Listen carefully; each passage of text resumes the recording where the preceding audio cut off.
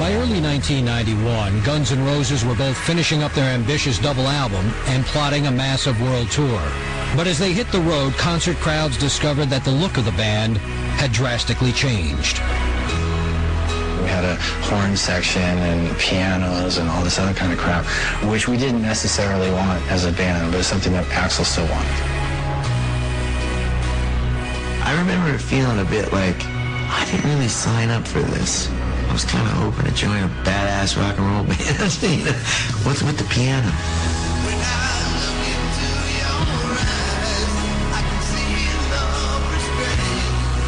It just got bloated.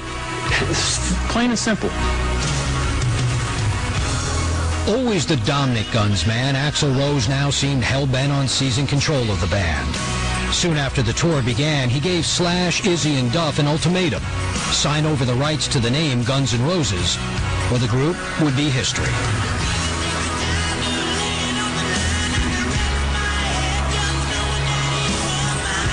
In his mind, the name belonged to him.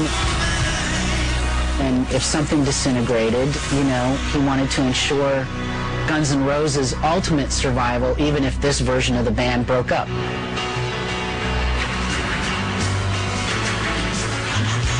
If we didn't sign it, the band was going to break up right then and there. So we just did what we've always done and just kept the thing going. But as tensions mounted within the group, the strain began to show on stage.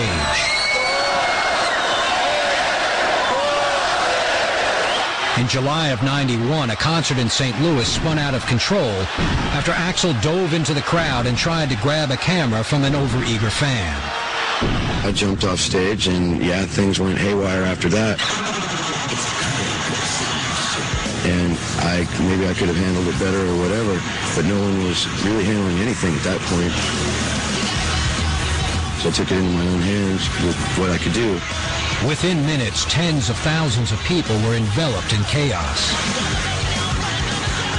The whole place just collectively destroyed everything.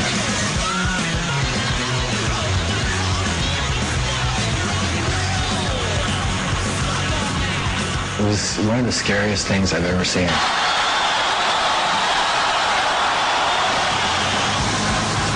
We were in the dressing room, and I remember opening the door, it'd be like people on stretchers, and they were all bloody, and it was like gnarly.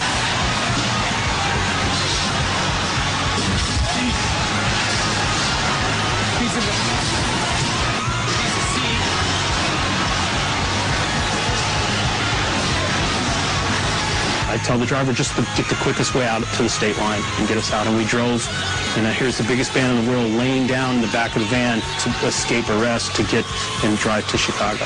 It was insane. As the tour rolled on, fans could never be sure what they would get from the Guns. Sometimes Axl walked off stage, or he didn't show up at all. But at other gigs, he delivered mesmerizing performances that all but overpowered the crowd. He had that way of talking to the audience and speaking his mind that they could relate to, but he also had this swagger, like a lizard. You know, and the girls loved that.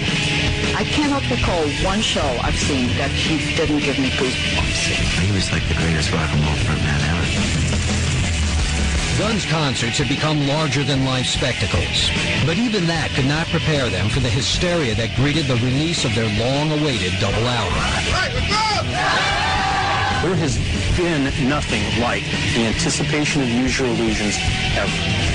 They sound scanned 1,600,000 records the first week, and it was just this juggernaut that had not been seen since the Beatles, really. Released in September '91, Use Your Illusion 1 and 2 was an imperfect masterpiece, running the gamut from grandly epic ballads to down and dirty rock.